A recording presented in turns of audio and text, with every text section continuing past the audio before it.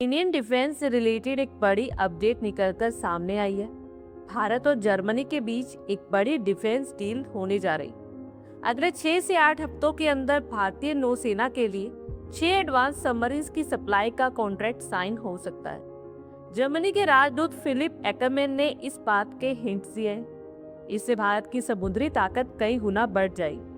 ये प्रोजेक्ट भारतीय नौसेना की अंडर वाटर कैपेबिलिटी यानी पानी के नीचे लड़ने की क्षमता को कई गुना बढ़ा देगी। ये पूरी डील जर्मनी की कंपनी थ्रिसेन क्रूप मशीन सिस्टम और भारत के Mazagon dock ship builders limited के बीच में होने वाली है। राजदूत ने बताया कि इन सबमरीन्स का एक बड़ा हिस्सा भारत में ही बनाया जाएगा। ये पूरी तरह से मेक इन इंडिया प्रोग्राम के तहत होगा। मुंबई स्थित मजगाव डॉकयार्ड में इन सबमरीन्स की असेंबली और निर्माण का काम होगा।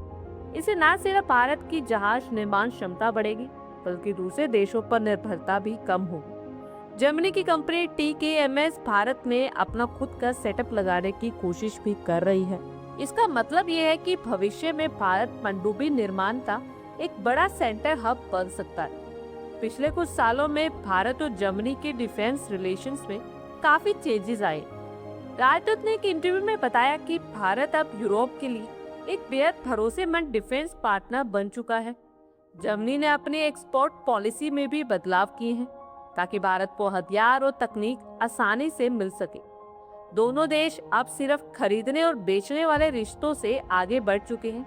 अब साथ मिलकर डिफेंस सिस्टम डेवलप करने पर फोकस किया जा रहा है। ये दोस्ती आने वाले समय में चीन जैसी चुनौतियों से निपटने में भारत के काम आएगी। भारत और जर्मनी के बीच ये डील लगभग 70,000 करोड़ से लेकर 72,000 करोड़ यानी 8 अरब डॉलर की होगी। मेक इन इंडिया के तहत होने वाले इस प्रोजेक्ट में नई 6 हाइब्रिड सबमरीन्स यानी AIP एयर इंडिपेंडेंट प्रोपल्शन बनाई जाएंगी, जो पानी के अंदर ज्यादा समय तक रह सकती है। इस डील में टेक्नोलॉजी ट्रांसफर भी शामिल है, जिससे भारत में ही सबमरीन प्रोडक्शन क्षमता बढ़ेगी।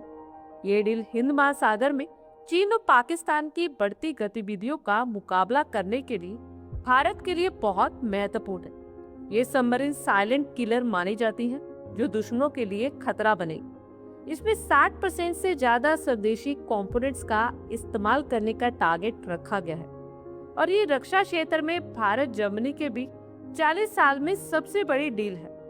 भारतीय नौसेना के पास फिलहाल लगभग 12 पुरानी रशियन सबमरीन्स हैं और नई 6 फ्रांसीसी सबमरीन्स भी हैं। इंटरव्यू के दौरान FCAS यानी फ्यूचर कॉम्बैट एयर सिस्टम का भी जिक्र हुआ। ये 6th जनरेशन के फाइटर जेट बनाने का एक बड़ा यूरोपियन प्रोजेक्ट है। इसमें फ्रांस, जर्मनी और स्पेन शामिल है। हालांकि इस पर भारत की भागीदारी को लेकर अभी भी सिचुएशन क्लियर नहीं।